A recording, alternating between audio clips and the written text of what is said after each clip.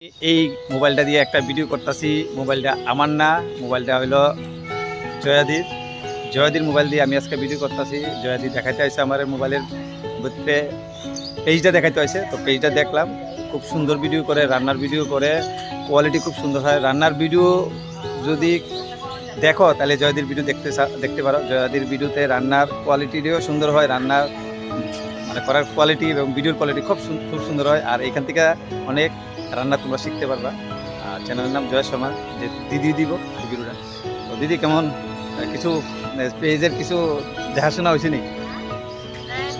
দাদা আমারে অনেক হেল্প করছে, মানে আগামীতেও আমি দাদার সাহায্য নিতে চাই। হলো দিদির হাজবেন্ডের সাথে পরিচয় 1-1.5 বছর আগের থেকে। দিদির হাজবেন্ড আমাদের সাথে গেস্ট ত্রাণ দিত উদয়পুরে।